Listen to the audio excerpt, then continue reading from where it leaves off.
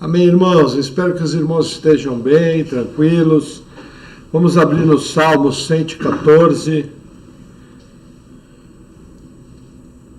Diz assim a palavra do Senhor: Quando Israel saiu do Egito e a casa de Jacó de um povo de língua estranha, Judá foi seu santuário e Israel seu domínio.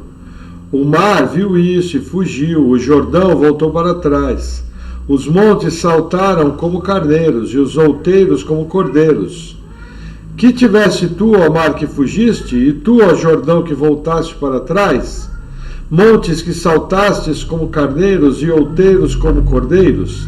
Treme, terra, na presença do Senhor, na presença do Deus de Jacó, o qual converteu o rochedo em lago de águas e o seixo em fonte de água. Até aqui. Vamos agora ao nosso texto base, Apocalipse capítulo 10.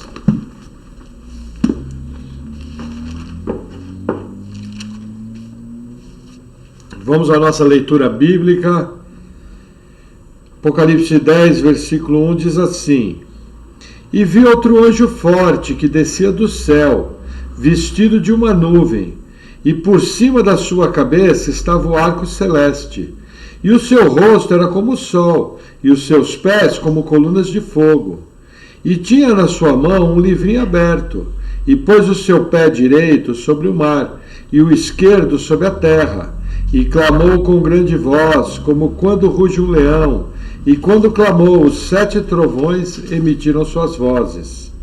E quando os 7 trovões acabaram de emitir suas vozes, eu ia escrever, mas ouvi uma voz no céu que me dizia: Sela o que os 7 trovões emitiram, e não escrevas.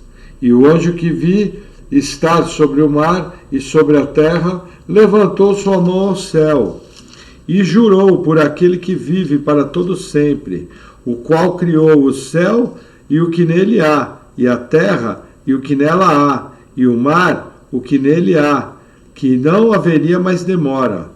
Mas nos dias da voz do 7º anjo, quando estiver por tocar a trombeta, se cumprirá o segredo de Deus, como anunciou aos profetas seus servos. E a voz que eu do céu tinha ouvido, tornou a falar comigo e disse: Vai e toma o livrinho aberto na mão do anjo que está em pé sobre o mar e sobre a terra. E fui ao anjo dizendo-lhe: Dá-me o livrinho. E ele disse-me: Toma-o e come-o, e ele fará amargo no teu ventre, mas na tua boca será doce como mel. E tomei o livrinho da mão do anjo e comi-o, e na minha boca era doce como mel, e havendo comido, o meu ventre ficou amargo. E ele disse-me: Importa que profetizes outra vez a muitos povos e nações e línguas e reis. Até aqui. Vamos orar. Senhor, obrigado por tua palavra. Nós oramos em nome de Jesus, pedindo, Senhor, que o Senhor venha nos guiando nessa noite, nos dando discernimento, sabedoria, entendimento, em nome de Jesus. Amém. Amém. Amém. Isso aí, irmãos, chegamos no capítulo 10. Mas antes de iniciar o capítulo 10, eu quero fazer uma pequena recapitulação dos irmãos. Eu tenho conversado com alguns irmãos e alguns têm tido um pouco de dificuldade com a cronologia do Apocalipse. Veja, o Apocalipse é um livro que, quando você lê ele, você entende 70%, 80% do que está lá. Mas você entende ele de uma maneira básica, de uma maneira rasa. Quando você começa a estudar o livro, montar o mapa do Apocalipse na cabeça é muito difícil. Todo mundo entende que Jesus vai voltar, todo mundo entende que tem os 4 cavaleiros do Apocalipse, todo mundo entende que tem as trombetas sobre a terra, sobre o mar, que uma parte vai virar sangue, que vai chover pedra do céu. Todo mundo entende que nas taças vai ser pior ainda. Todo mundo também compreende que existe uma besta, o anticristo. Isso é normal. Agora, qual é o problema? É a pessoa montar na cabeça, juntar todas essas informações e entender. Então eu vou fazer um resumo bem básico e vocês vão estar notando que eu vou estar repetindo com uma certa frequência esse resumo. Então assim, a estrutura do livro ela é uma estrutura simples. O livro do Apocalipse, toda a história de redenção humana se passa do capítulo 1 ao final do capítulo 7 e os primeiros 2 versículos do capítulo 8, quando abre o 7º selo. Quando abre o 7º selo, toda a história, tudo que tem que acontecer está lá dentro daquilo. O que eu vejo a partir do 7º selo são tópicos que o Apocalipse me dá, que me explicam mais eventos, que vêm adicionando eventos à história. É como se eu tivesse uma história contada e de repente o Rodrigo viveu a história junto comigo. E aí ele falou, mas veja, você atravessou aquele rio, mas quando a gente estava atravessando aquele rio, nós vimos um peixe bonito passando do nosso lado. Aí vem a Paula e fala, é verdade, inclusive tinha um homem passando de barco, e bem na hora que a gente passou, ele nos ajudou. Então é como se o próprio livro viesse dando novas explicações, novas informações para explicar. Então, basicamente, a estrutura é fácil. Jesus se apresenta no capítulo 1, a história da igreja está no capítulo 2 e 3, no capítulo 4 e 5 é a apresentação do trono de Deus do céu e do entronizar de Jesus. Nesse capítulo 5 aparece um livro selado com 7 selos. Esse livro que acontece é o livro dos juízos de Deus. E ele tem 7 selos antes do conteúdo de juízos ser derramado. Em que ponto que eu estou hoje? Veja, assim que Jesus ascendeu aos céus, lá no 1º século, o primeiro cavaleiro, o cavalo branco, começou a cavalgar na terra. O que é o cavaleiro do cavalo branco? O Evangelho. Na mesma época, o segundo cavaleiro junto, que é o cavalo vermelho, é o cavalo da guerra, saiu cavalgando. Há 2000 anos eu tenho guerra. Juntamente com esse cavalo saiu o cavalo preto, da fome. Por quê? Porque onde tem guerra, normalmente produz fome. Nesses últimos 2000 anos, nós vivemos num mundo que passa fome. Após isso, tem o 4º cavaleiro, o cavalo amarelo esverdeado, que é o cavalo da peste, da mortandade, que caminha junto com o cavalo da guerra e da fome. Desde que Jesus ascendeu aos céus, nós temos pestes, nós temos fomes, nós temos mortandade. E esses 4 cavaleiros estão percorrendo a terra e vão percorrer a terra até a volta de Jesus. Agora, existe um 5º selo que também foi aberto, que é o selo dos mártires. Desde o 1º século morrem cristãos. Próximo à vinda de Jesus, o anticristo vai matar cristãos. Então, mártires, eu tenho toda a história. Então, o que eu tenho que entender? Os 7 selos, eles são o resumo entre a primeira vinda de Jesus e a segunda vinda.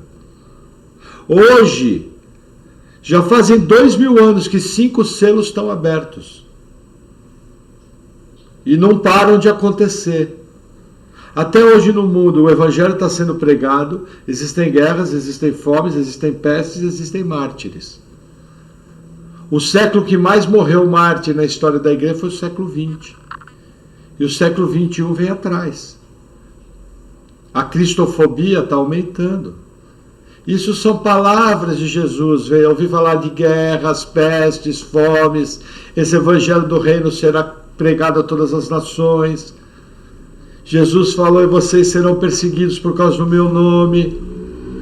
Então, se você quer saber em que ponto da história que eu estou hoje, nós estamos aguardando a abertura do 6º e 7º selo. Porque os 5 primeiros selos já abriram. O que é o 6º selo? O 6º selo, Jesus dos Evangelhos fala o seguinte: depois que vides essas coisas, isso é Mateus 24, 29. Depois que vides essas coisas, o sol vai escurecer, a lua vai ficar como sangue, as estrelas do céu irão cair e os poderes da terra serão abalados. Então verão no céu o sinal da vida do Filho do Homem. Então, quando acontecer a abertura do sexto selo, já é o sinal da volta de Jesus. Eu já vou estar próximo ao fim. O sexto selo é seguido pelo sétimo selo, que é o que abre o livro.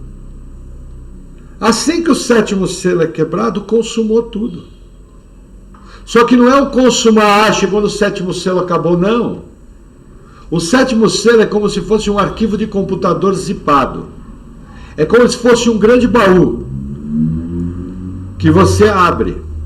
E quando você abre naquele baú, que é a abertura do sétimo selo, o sétimo selo vai me apresentar as 7 trombetas e vai me apresentar as 7 taças. Todas elas muito parecidas. Inclusive com eventos que a gente entende, quando a gente estudar, vocês vão ver, alguns dos eventos das trombetas e das taças são iguais. Por exemplo, o sexto selo, o sol escurece, a lua fica como sangue. A quarta trombeta, o sol escurece, a lua fica como sangue. A quarta taça, juntamente com a quinta taça, o sol vai abrasar as pessoas e também o reino da besta vai ficar em trevas. Então a gente percebe que é o mesmo evento. Por exemplo, a quinta trombeta fala de demônios provocando uma enfermidade terrível, com uma dor terrível.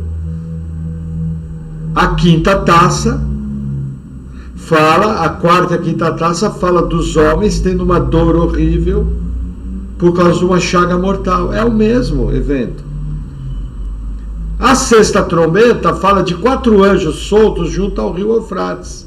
E um exército de 200 milhões de demônios que está ali naquela quinta e sexta trombeta. A sexta taça fala do rio Eufrates secando para que os exércitos do Oriente passem.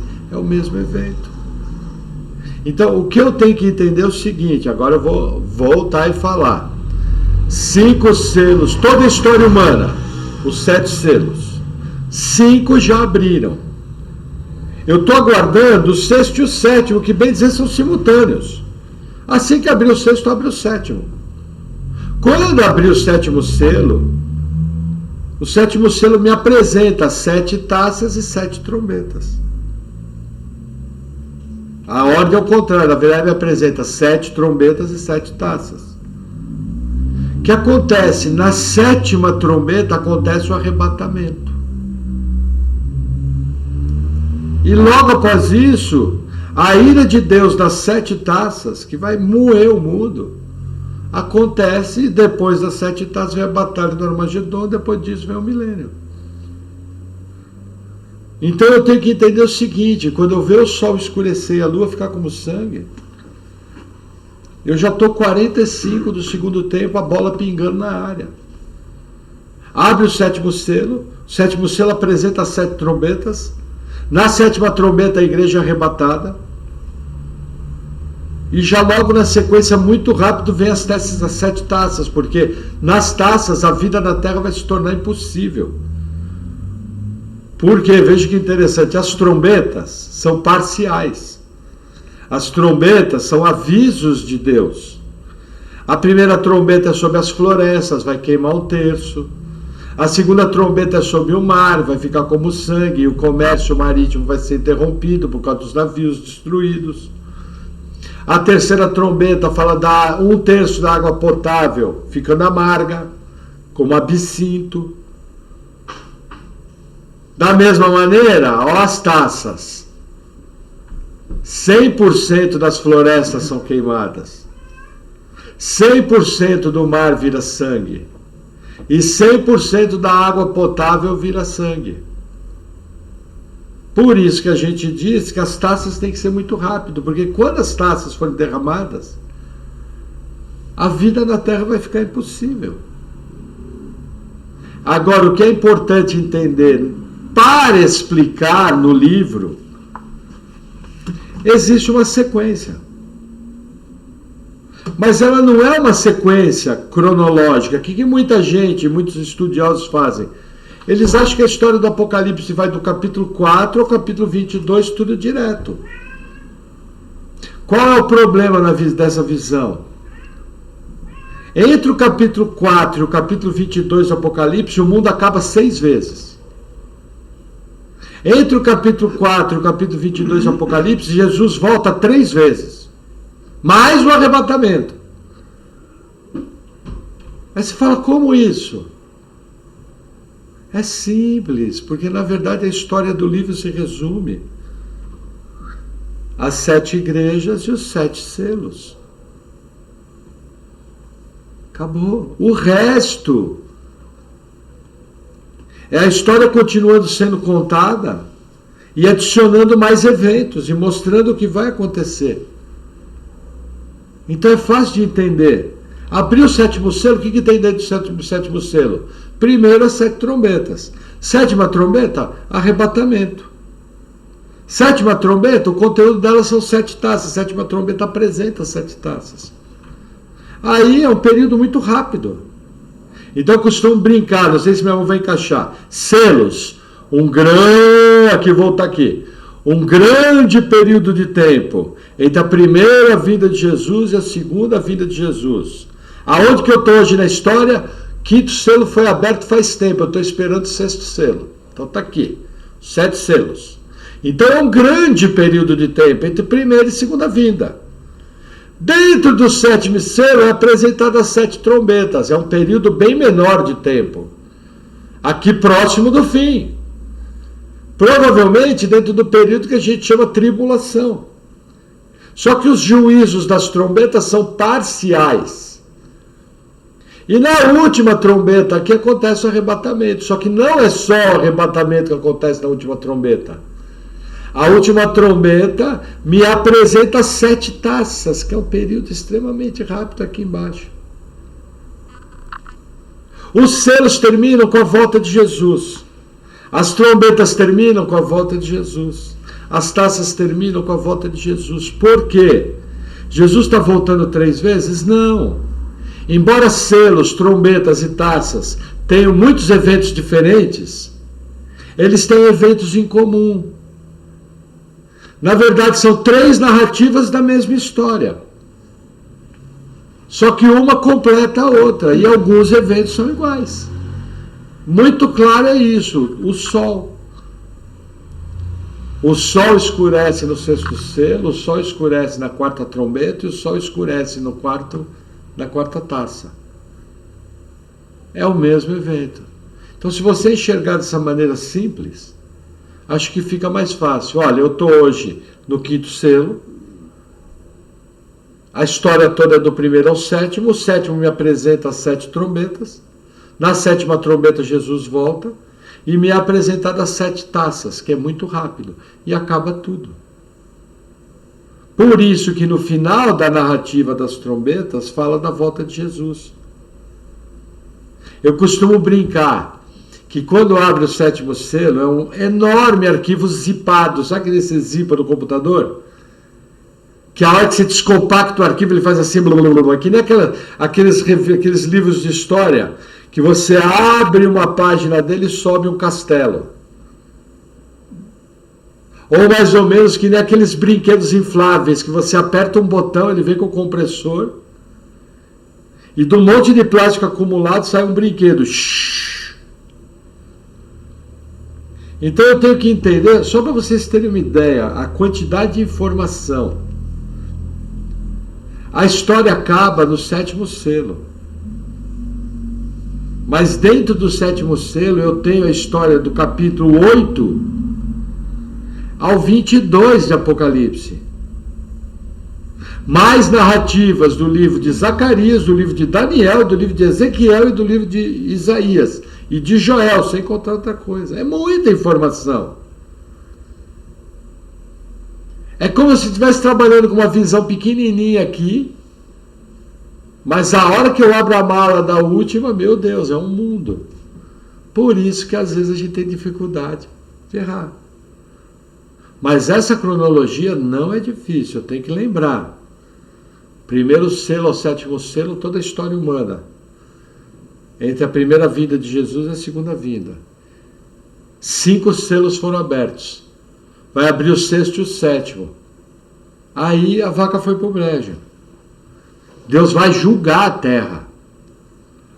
Só que ele não faz esse julgamento de maneira instantânea. O 7º selo me apresenta uma primeira série, chamada trombetas, que são juízos parciais para chamarem os homens ao arrependimento. A 7ª trombeta me apresenta o arrebatamento, que está em 1 Coríntios 15. Mas me apresenta também as 7 taças, que é o moeu tudo, muito rápido. Por quê? Porque na terra não consegue se viver com toda a floresta queimada, com toda a água do mar transformada em sangue, com todos os peixes morrendo, e com toda a água potável virar em sangue, não se consegue viver. E com o sol queimando as pessoas, abrasando. Por isso que as taças são tão rápidas. Mas eu creio que dá para gravar na nossa cabeça. 7º selo me apresenta 7 trombetas, 7ª trombeta acontece o arrebatamento, 7ª trombeta me apresenta 7 taças e acabou tudo. Amém? Amém. Veja, hoje à noite nós vamos estar fazendo uma live às 7 horas. Então não esqueça, anote suas perguntas, entre na live da igreja, eu vou ter o maior prazer. Nós fizemos nossa primeira live domingo passado, vamos fazer a outra live hoje. É fácil de entrar, mas você precisa anotar as dúvidas e não pode ter vergonha. Eu devo fazer pelo menos mais 2 lives sobre Apocalipse, porque é muita pergunta. Então anote no papel, pergunte, é um tempo da gente estar gostoso, todo mundo junto, se olhando, pelo menos na tela do computador, está convivendo junto e está respondendo perguntas sobre Apocalipse. Amém? Amém. Então deixa eu tomar um golinho de água e vamos à nossa pregação de hoje. Amém. Eu creio que deu para entender, ficou mais simples ainda, né? E gente, deixa eu explicar uma coisa para vocês. É fácil, mas não é fácil. Tá bom? Mas vocês têm pastor, olha, maior alegria minha é responder pergunta para vocês. Deus me colocou na vida de vocês para responder pergunta. Eu quero mais água. Olha que interessante, vamos lá, para vocês entenderem mais um paralelo. Olha que interessante, chegamos no capítulo 10. O que aconteceu até aqui? O 7º selo foi aberto e nos apresentou 7 trombetas. Já foram 6 trombetas aqui. E aí o livro faz um intervalo. Isso é uma característica do livro do Apocalipse. Por exemplo, são 7 selos. Existe um intervalo entre o 6º e o 7º selo. São 7 trombetas. Existe um intervalo entre o 6º e a 7ª trombeta. São 7 taças. Existe um intervalo entre a 6ª e a 7ª taça. Perdão, do que se trata esse intervalo? Esse intervalo vai sempre falar do povo de Deus. De como está o povo de Deus. Quer ver que interessante? Lembra que eu acabei de falar que existem coisas que se repetem no Apocalipse? Existe uma releitura, uma recapitulação. Esse intervalo falando do povo de Deus, ele é muito claro. Só que se ninguém falar para você, você não percebe isso. Vou mostrar para vocês. Vamos abrir Apocalipse capítulo 6. Não, capítulo 7. Os irmãos vão lembrar. Diz assim. 7 o quê? Apocalipse 7:1. Tá. Peraí, não vamos ler o 7:3. Tá assim, dizendo: não danifiqueis a terra, nem o mar, nem as árvores, até que hajamos selado nas suas testas os servos do nosso Deus. e ouvi o número dos selados, e eram 144 mil selados de todas as tribos de Israel. Quem é esse povo? Eu expliquei. 144 mil, números no Apocalipse, a maioria deles são simbólicos. Então é 12 representando os salvos da Antiga Aliança, 12 representando os salvos da Nova Aliança, vezes 1000, que é um grande período de tempo, que vai entre a primeira vinda e a segunda vinda. Então 12 vezes 12 vezes 1000, 144 mil. Então esse primeiro intervalo fala de um povo de Deus sendo selado. Como que é esse selo? É o Espírito Santo da promessa, somos selados com o Espírito de Deus. Mas esse capítulo não me dá só essa informação. Veja, primeira informação sobre esses selados. Ninguém pode tocar neles.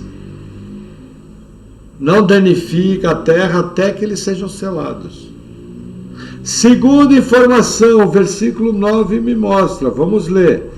Depois dessas coisas olhei, e eis aqui uma grande multidão, a qual ninguém podia contar, de todas as nações e tribos, povos e línguas, que estavam diante do trono e perante o Cordeiro, trajando vestes brancas e com palmas nas suas mãos. O que o livro me apresenta? O livro me apresenta primeiro o povo de Deus selado com o Espírito Santo, e nesse intervalo ele me apresenta o arrebatamento. Que esse povo selado vai ser glorificado, vai ser arrebatado. E vai ter alta posição no céu. Esse é o parênteses entre o sexto e o sétimo selo. Agora vamos lá. Vamos em Apocalipse, capítulo 16. Só para vocês se situarem. Vamos ler o versículo 12. E o sexto anjo derramou a sua taça sobre o grande rio Eufrates, e a sua água secou-se, para que se preparasse o caminho dos reis do Oriente. Que local é aqui? Sexta taça. O que tem que ter? Um intervalo entre a sexta taça e a sétima taça. Esse intervalo vai falar do povo de Deus. Quer ver que barato? Apocalipse 16, 15. Eis que veio como ladrão, bem-aventurado aquele que vigia e guarda suas roupas, para que não ande nu e não se vejam as suas vergonhas. O que está falando aqui? Os crentes andando em vitória em Cristo, com uma vida santa, conservados do pecado. Aqui está o intervalo. Ah, pastor, e a sétima taça? Está logo abaixo, versículo 17. E o sétimo anjo derramou a sua taça no ar, e saiu uma grande voz do templo do céu e do trono, dizendo: está feito. E houve vozes, e trovões, e relâmpagos, um grande terremoto, como nunca houve desde que há homens sobre a terra. Tal foi esse tão grande terremoto. Acabou tudo. Então veja que interessante. O intervalo entre o sexto e o sétimo selo. 144 mil selados. Me mostra o arrebatamento. Aqui me mostra um povo consagrado, que guarda suas vestiduras, que anda em vitória. Quando? Entre sexta e sétima taça. Aí agora voltando no versículo, capítulo 10 do Apocalipse. Olha que interessante.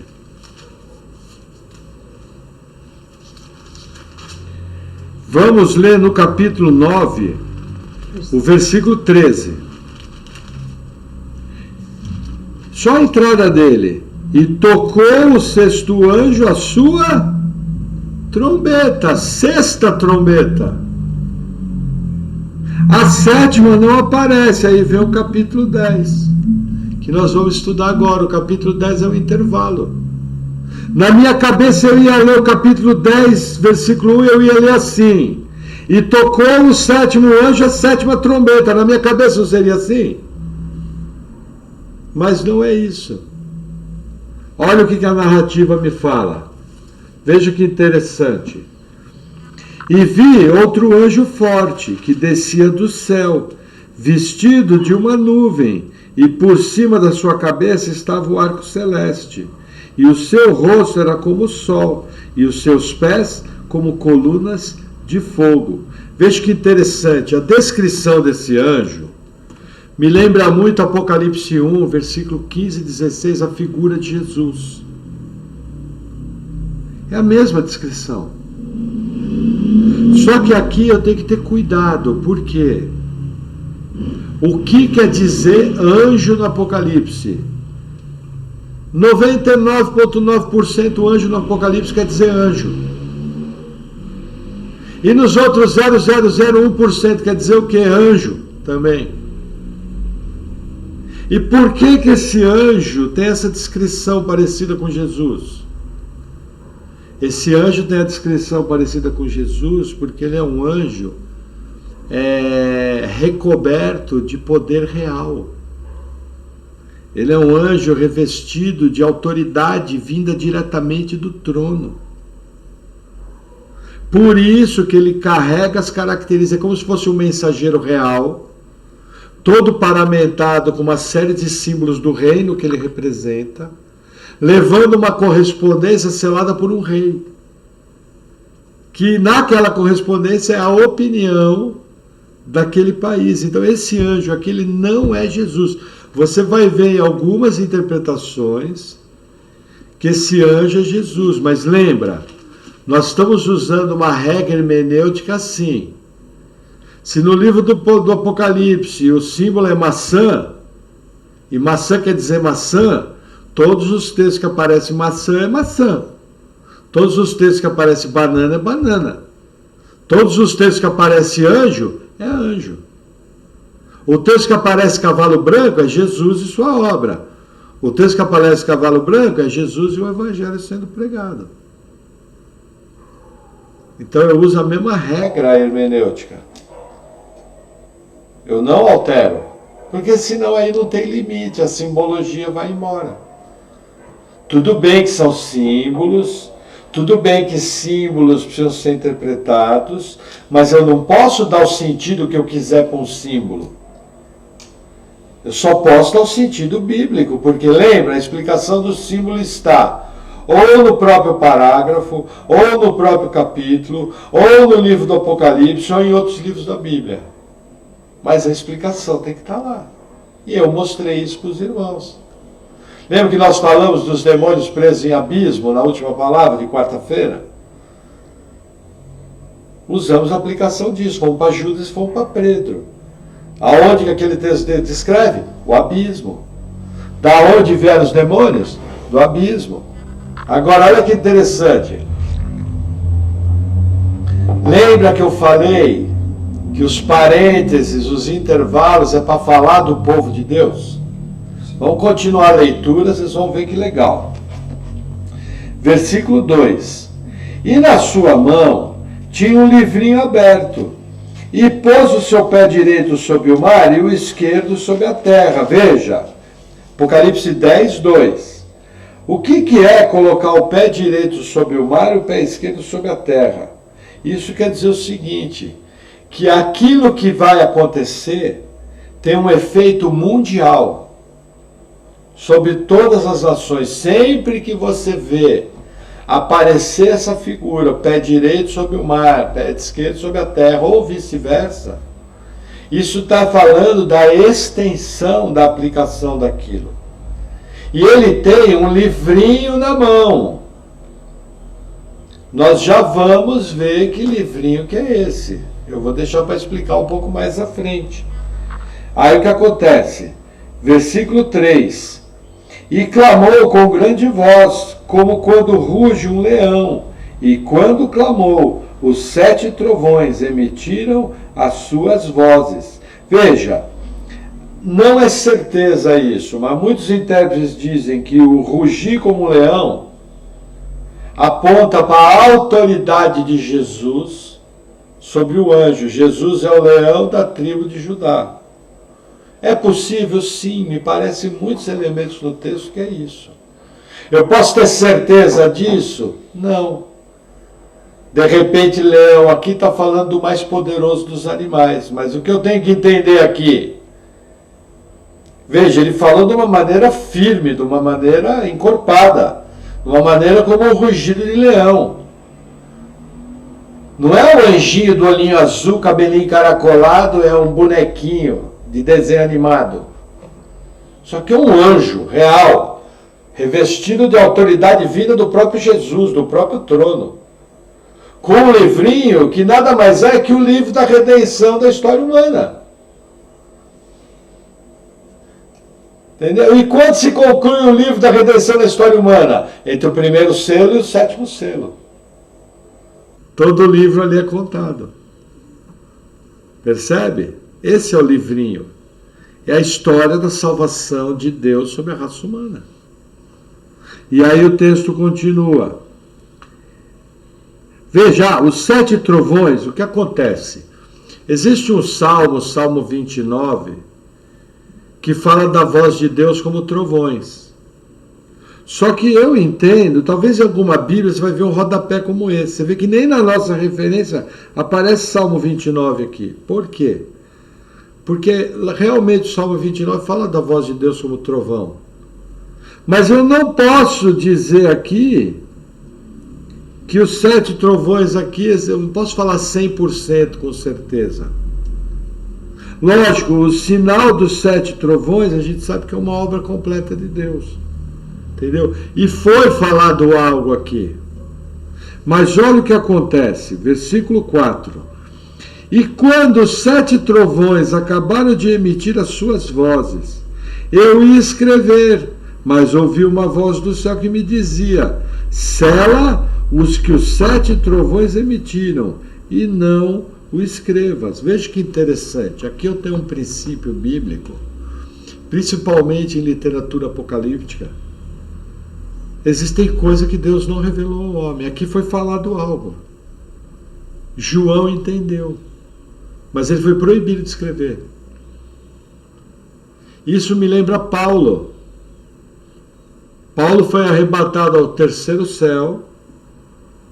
Lá ele viu coisas inefáveis, só que ele não pode falar. Ele só nos fala o seguinte, que o estar com Cristo é muito melhor. Mas existem coisas que Deus não nos revela. Ou existem coisas que Deus revela apenas para os seus servos, os profetas. Mas não foi autorizado falar. E aí veja que interessante, tem gente hoje que tem revelamento, né? Na verdade, a torta direita. E acha que Deus está falando assim o tempo todo, como se fosse coisa. Lógico que Deus se comunica. Ele é Deus, se comunica como quiser. Mas eu tenho regras. Agora, o que eu estou querendo mostrar aqui é o seguinte: João ouviu algo. Quando ele ia escrever, foi selado. Mesma coisa aconteceu com Paulo. Paulo falou que não me é lícito dizer. Foi proibido de falar. Mesma coisa aconteceu com Daniel capítulo 12. Sela as palavras desse livro, que é para o tempo do fim. Você vai descer à sepultura. Mas esse livro vai se cumprir no tempo do fim. Mostrando que existem coisas lá da época de Daniel, que foram reveladas a Daniel, que ainda vão se cumprir no tempo futuro. Muita gente entende que está ligado à profecia das 70 semanas de Daniel. Eu acho que está. Mas olha que interessante, o capítulo 2 de Daniel, Deus fala: sela as palavras desse livro, porque é para o tempo do fim. Não é para agora. Não é que o livro ficou secreto no caso de Daniel, mas ele se tornou um livro selado, que só vai ser aberto por Deus no momento certo, que é o fim dos tempos. Que nós entendemos que Deus volta a tratar de uma maneira muito especial com Israel no fim dos tempos. Esse é o nosso entendimento de Daniel. Mais à frente eu vou trazer uma pregação sobre isso. Amém? Amém. Mas vamos continuar. Versículo 4. E quando os 7 trovões acabaram de emitir as suas vozes, eu ia escrever. Mas ouvi uma voz do céu que me dizia: sela o que os 7 trovões emitiram, e não o escrevas. E o anjo, que vi estar sobre o mar e sobre a terra, levantou a sua mão do céu. O anjo fez assim, ó. Um pé sobre o mar, outro pé sobre a terra. Levantou as mãos para o céu. O que é isso? Levantar as mãos para o céu é uma figura judaica. Lembra? Varões, levantai mãos santas em todos os lugares. Olha que interessante. Na igreja, a gente diz que levantar a mão é para abençoar a pessoa e que é liberada uma bênção. Levantar a mão é um símbolo de abençoar a pessoa? Sim, para a cultura judaica é. Mas a bênção quem dá é Deus. Levantar a mão é um ato solene. Eu estou tendo um respeito. Sabe que nem quando vai ter julgamento, antigamente jurava sobre a Bíblia? Aquilo é um ato solene. Da mesma forma, o anjo levanta a mão. Por quê? Porque as coisas que vão acontecer são extremamente solenes. É a mão de Deus agindo. E existe algo em relação a esse livrinho aqui. Vamos lá. Versículo 6. Vou tomar mais um golinho d'água. Diz assim. Olha, ele levantou a mão, o anjo, e jurou por aquele que vive para todo sempre, o qual criou o céu e o que nele há, e a terra e o que nela há, e o mar e o que nele há, que não haveria mais demora. Olha que interessante. Lembra que eu falei que ele era revestido de poder real? Ele jura por quem aqui?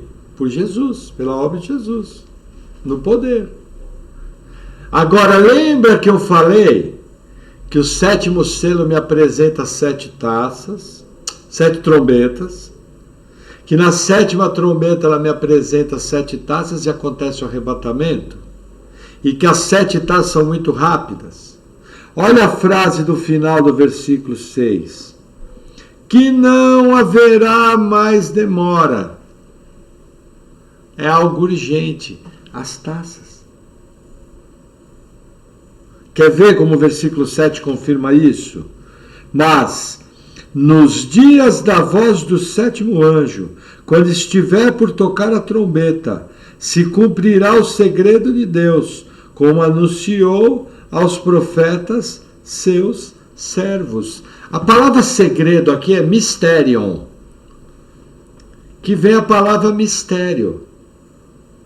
Eu até faço uma brincadeira. Gente, mistério o que é? É algo que antes não tinha sido revelado para o homem, para as gerações passadas, mas num determinado momento, na Escritura, vem aquela revelação. Por exemplo, os gentios, que somos nós, são herdeiros da graça, pela mesma fé de Abraão. Isso é mistério. Como é que o pessoal usa a palavra mistério no nosso meio hoje em dia? Quando você pergunta alguma coisa difícil para o crente, muito crente imposta a voz e fala, é mistério, irmão, mistério. Em vez de falar, não sei responder, preciso estudar mais, passa meio por sábio, é mistério. Não é mais bonito falar, olha, eu não sei, eu precisava estudar. Você sabe alguma coisa? Vamos procurar alguém que sabe. Vamos procurar na internet, aprender com a igreja, que tem irmão que é melhor que a gente de palavra. E que mistério que é esse? Aqui eu vou ter que mostrar para vocês na Bíblia. Vamos abrir lá. Mateus capítulo 13. Nós vamos dar uma percorridinha na Bíblia. Mateus 13.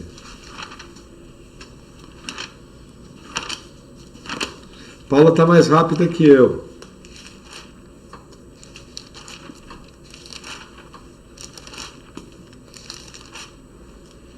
Mateus 13, versículo 11. Vamos ler o 10, que começa o parágrafo no 10. E acercando-se dele os discípulos, disseram-lhe, por que lhes fala por parábolas? Ele respondendo disse-lhes, porque a vós é dado conhecer os mistérios do reino dos céus, mas a eles não lhes é dado. Porque aquele que tem se dará e terá em abundância, mas aquele que não tem, até aquilo que lhe tem, será tirado. O que Jesus fala? A vós, discípulos, é-vos dado conhecer os mistérios do reino dos céus. Eram coisas que o próprio Messias estava anunciando para os discípulos. Então começa aqui, primeira informação, os mistérios do reino dos céus. Aí temos mais, um pouquinho para frente. Carta aos Efésios, capítulo 3. Vou mandar aí umas 7 cartas.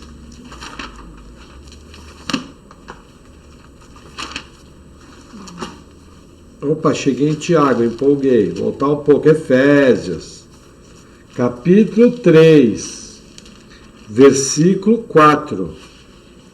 Diz assim: por isso, quando ledes, podeis perceber a minha compreensão do mistério de Cristo, o qual noutros séculos não foi manifesto aos filhos dos homens, como agora tem sido revelado pelo Espírito aos seus santos apóstolos e profetas. Ponto e vírgula, ao mistério de Cristo, versículo 6, a saber que os gentios são co-herdeiros e de um mesmo corpo e participantes da promessa em Cristo pelo Evangelho.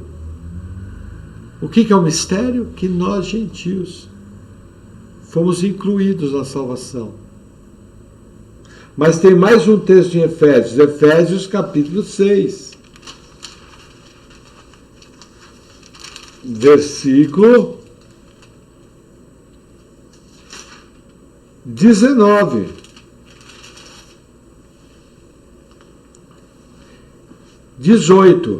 Orando em todo o tempo com toda oração e súplica no Espírito, e vigiando nisso com toda perseverança e súplica por todos os santos, e por mim, para que me seja dada, ao abrir da minha boca, a palavra com confiança, para fazer notório o mistério do Evangelho, pelo qual sou embaixador em cadeias, para que possa falar dele livremente, como me convém falar. O mistério do Evangelho. O que é o mistério do Evangelho? Os gentios são herdeiros da graça em Cristo Jesus.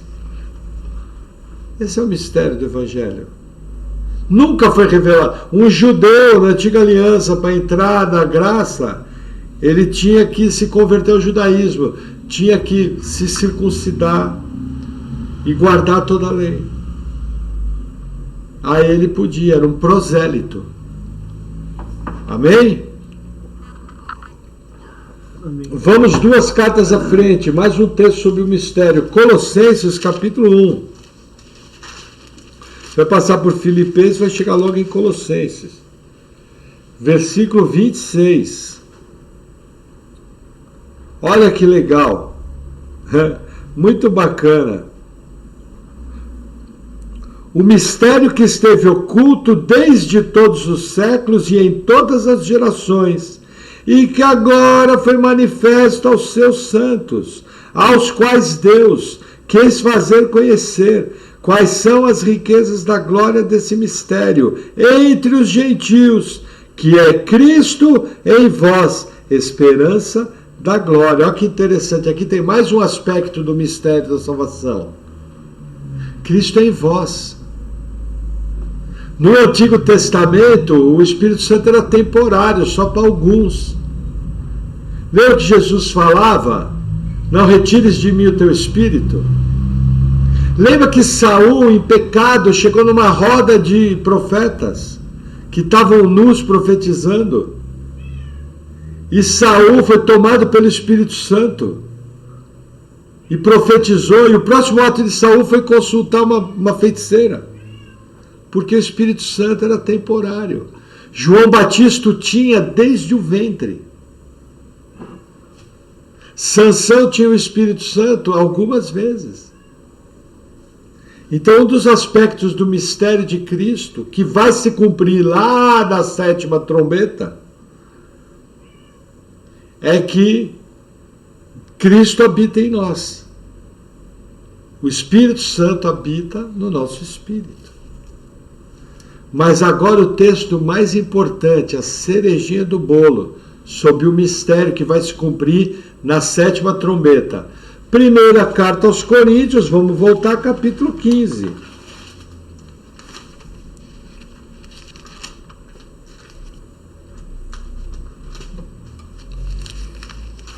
versículo 50. E aqui é onde o Apocalipse quer chegar. Esse é o mistério, o segredo que vai ser falado. 1 Coríntios 15, 50. E agora digo isso, irmãos, que a carne e o sangue não podem herdar o reino de Deus, nem a corrupção herdar a incorrupção. Eis aqui vos digo um mistério. Na verdade, nem todos dormiremos, mas todos seremos transformados, num momento, num abrir e fechar de olhos, ante a última trombeta, porque a trombeta soará e os mortos ressuscitarão incorruptíveis e nós seremos transformados. Como que acontece o cumprimento do mistério que foi falado em Mateus, em Efésios e em Colossenses? Com a nossa glorificação. Quem morreu em Cristo na volta de Jesus nos ares vai ressuscitar em corpo glorificado e vai encontrar com o Senhor nos ares. E os vivos, nós, também vamos encontrar o Senhor nos ares. Quando se cumpre isso? Vou reler o versículo 52. Num momento, num abrir e fechar de olhos, ante a última trombeta. Porque a trombeta soará e os mortos ressuscitarão incorruptíveis. Isso vai acontecer quando? Na 7ª trombeta. Aqui Paulo não tinha a informação de que eram 7. Essa informação veio 30 anos depois. Mas ele sabia que havia uma última trombeta. Que é onde acontece o arrebatamento. Quer ver que legal? Vamos voltar lá no Apocalipse 10. Olha que interessante. Apocalipse 10.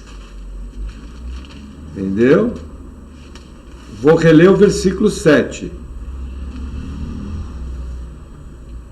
Mas nos dias da voz do 7º anjo, quando estiver por tocar a trombeta, se cumprirá o segredo de Deus, como anunciou aos profetas, seus servos. O que vai acontecer quando tocar essa trombeta?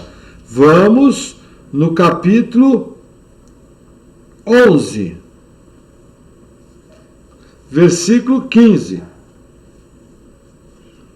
E o 7º anjo tocou a sua trombeta, e houve no céu grandes vozes que diziam: primeiro, os reinos do mundo vieram a ser de nosso Senhor e do seu Cristo, e ele reinará para todos sempre. Tá, continuando, versículo 18. E iraram-se as nações, e veio a tua ira. O que é isso aqui? É o julgamento das taças. As 7 taças, que se apresentam quando? Na 7ª trombeta.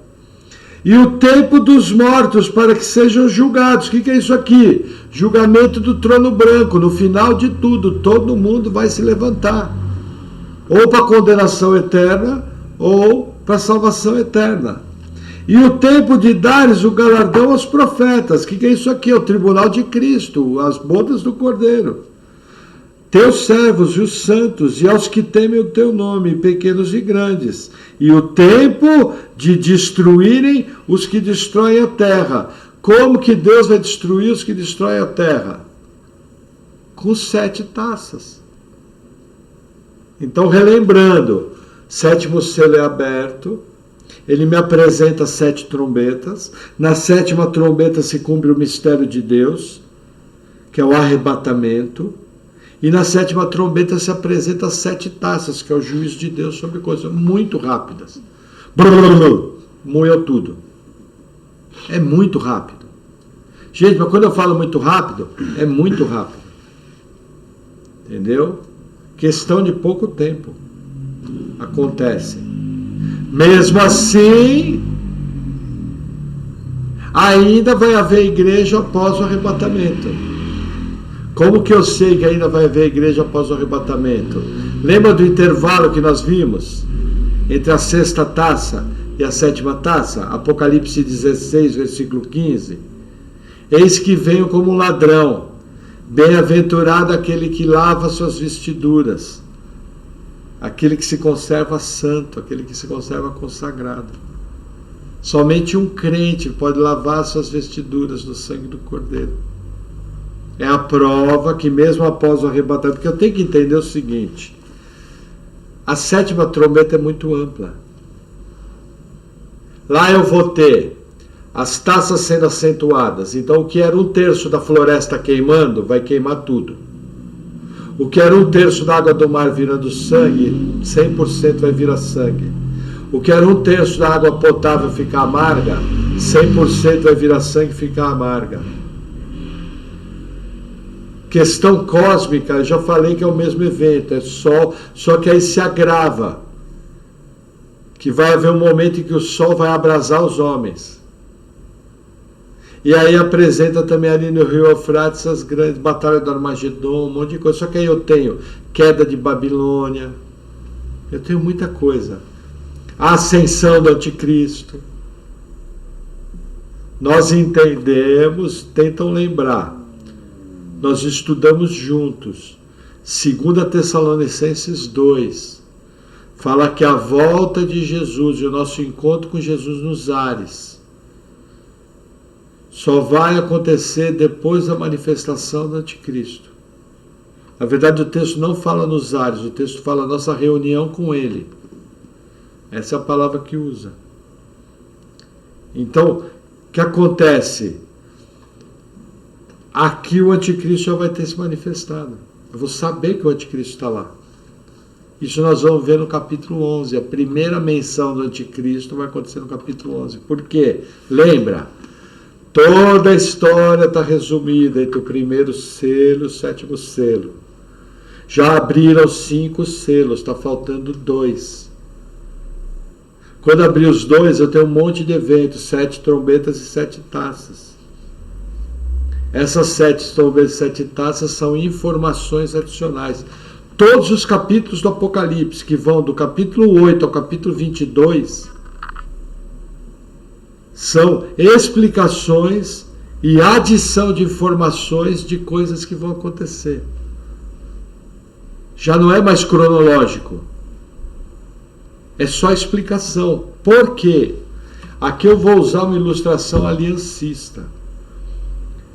Que quando o livro foi escrito, eles não tinham Bíblia como a gente tem. Eram pergaminhos. Isso era caro. E o pergaminho, não podia cada crente ter um pergaminho. Se ele tivesse, ele estudava em casa. Cada igreja tinha 1 ou 2 pergaminhos. E quem tinha esses pergaminhos eram os mestres da igreja. Então olha a didática do Apocalipse. Eu vou contando a história e vou adicionando pontos. Em alguns pontos eu vou fazendo uma releitura. Agora entenda qual a diferença nossa para os aliancistas. Os aliancistas acham que o Apocalipse conta 7 vezes a mesma história, que vai da primeira vinda à segunda vinda de Jesus e só adiciona coisa. Nós não entendemos assim. Nós entendemos que o Apocalipse me apresenta vários quadros. 7 igrejas, 7 selos, 7 personagens, 7 juízos, 7 trombetas, 7 taças, 7 coisas novas. E tem mais 7 por aí. 7 vozes do capítulo 14. Então nós entendemos que, em vez do Apocalipse contar a mesma história, ele é em quadros, e cada quadro me dá uma informação nova. Nós entendemos que a cronologia do Apocalipse vai do primeiro selo ao 7º selo. Entendeu? Tem a história da igreja, que já está aqui no primeiro selo. Segundo, terceiro, quarto e quinto já está lá, porque tem mártir, tem guerra, tem espada, tem um monte de confusão. Mas eu tenho lá na frente os juízos de Deus, que é o conteúdo do livro. Que o 7º selo apresenta 7 taças e 7 trombetas. Então a informação que eu tenho aqui do povo de Deus, lembra? Os 144 mil foram selados e depois apareceu a figura da igreja arrebatada. Aqui aparece um livrinho e fala o seguinte: olha, o arrebatamento vai acontecer agora. o mistério de Deus vai se cumprir na 7ª trombeta. Vai dizer que não ficou mais bem explicado a história dos 144 mil com a grande multidão do Apocalipse 7. Você viu que aqui explicou melhor? Porque é o mesmo parêntese. Está falando do povo de Deus, está falando do povo de Deus. No parêntese da 6ª taça e 7ª taça, está falando que esse que veio como ladrão. Tem até texto, inclusive, que quando fala esse que veio como ladrão, fala do arrebatamento, da volta de Jesus. Percebe? Está tudo ligado. É uma informação a mais completa. Mas vamos continuar a nossa leitura. Quanto tempo temos de pregação? 1 hora. Certinho? Certinho. O orra tá bom de relógio, aqui tem um anjo aqui do meu lado. Vamos lá. Versículo 8. E a voz que eu do céu tinha ouvido tornou a falar comigo e disse: vai e toma o livrinho aberto da mão do anjo que está em pé sobre o mar e sobre a terra. E fui ao anjo dizendo-lhe: dá-me o livrinho. E ele disse-me: toma-o e come-o, e ele fará amargo o teu ventre, mas na sua boca será doce como mel. E tomei o livrinho da mão do anjo e comi-o, e na minha boca era doce como mel. E havendo comido, o meu ventre ficou amargo. E ele disse-me: importa que profetizes outra vez a muitos povos e nações e línguas e reis. Vamos começar de trás para frente. Versículo 11, ele disse: importa que profetizes outra vez a muitos povos e nações e línguas e reis. Aonde eu tenho uma informação parecida? Jesus falando: e esse evangelho do reino será pregado em todo o mundo. Importa que profetizes a muitos povos, nações, línguas e reis. Nós vimos juntos que aproximadamente 6 bilhões e meio de pessoas já têm acesso a pelo menos porções do Evangelho de João. Falta muito pouco. Uma das funções da igreja é pregar. E isso vai acontecer em toda a história da igreja, o cavalo branco. Nós vamos ver isso no capítulo 11, que também fala da igreja. Só que aqui tem uma outra questão que muita gente não entende. João comeu o livrinho. Isso aqui é uma figura do livro do profeta Ezequiel e do livro do profeta Jeremias. Comer a palavra é absorver a palavra. Esse livrinho aqui é a palavra de Deus. Por que se apresenta como livrinho? Porque ela está para se concluir. Boa parte dela foi desenrolada. Inclusive, boa parte dos selos foram abertos, trombetas tocaram. Está no fim. É isso que quer dizer. E por que ela é doce como mel na boca? Aqui eu tenho alguns aspectos da pregação do Evangelho. Primeiro, quando eu recebo a palavra de Deus, ela é alegre, ela é doce, ela traz alegria, ela traz júbilo de salvação.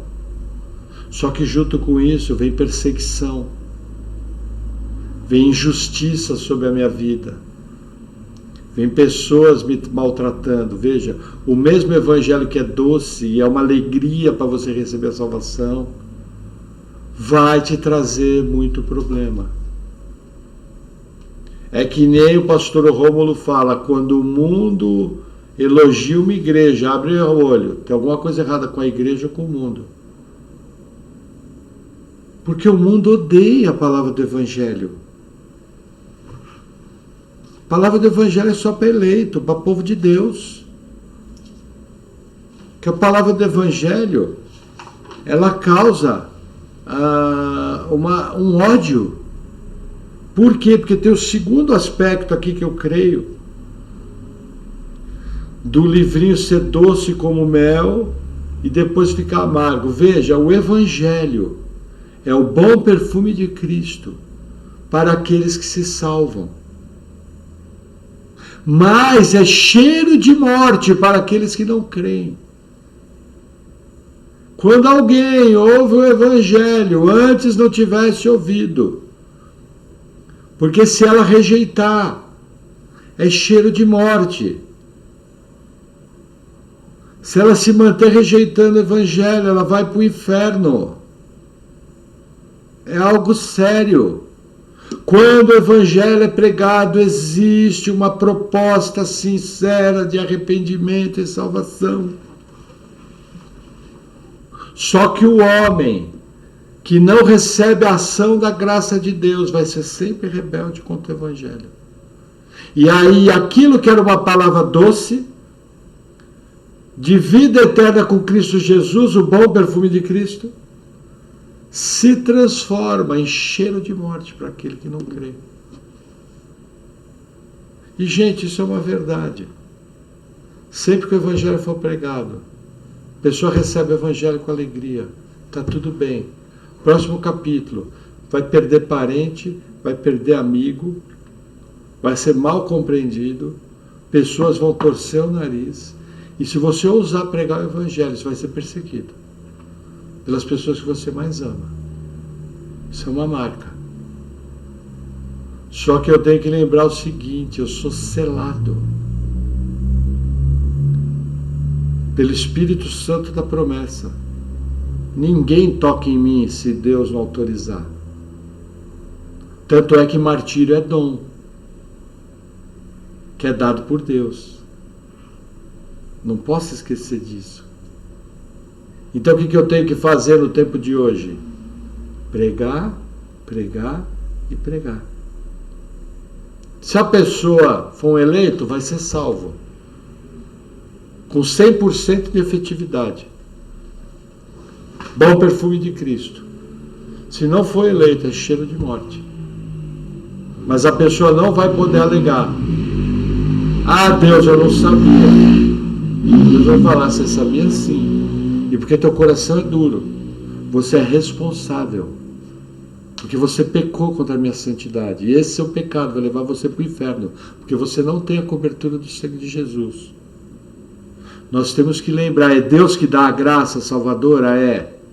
É Deus que efetivamente salva? É. Existe obra do homem nisso? Não. Porque até a fé para crer é Deus que dá. Mas nós temos que entender. Não é como alguns erroneamente falam. Ah, o calvinismo diz que Deus quis salvar um e não quis salvar outro. Não, o calvinismo fala o seguinte: Deus elegeu aquela pessoa na eternidade passada e efetivamente salvou. É o que a Bíblia diz. É o vaso para a honra. O outro é o vaso para a desonra. Ponto final? Não, vírgula. Eu consigo entender na prática a eleição, mas eu não consigo compreender a fundo, porque não foi revelado. Eleição é misteriosa em Deus, mas não tem participação do homem. Amém? Vamos orar? Senhor, obrigado por tua palavra. Eu oro em nome de Jesus pedindo que o Senhor venha dando entendimento aos teus filhos, que eles possam estar compreendendo a cronologia do Apocalipse, que eles possam estar realmente tendo um quadro mental correto, que eles também possam esclarecer suas dúvidas. Senhor, nos dá entendimento sobre esse livro tão abençoado. Nos capacita, Senhor, a viver uma vida cristã pura, cheia de compromisso. Sê conosco, Senhor, em nome de Jesus. Amém. Amém.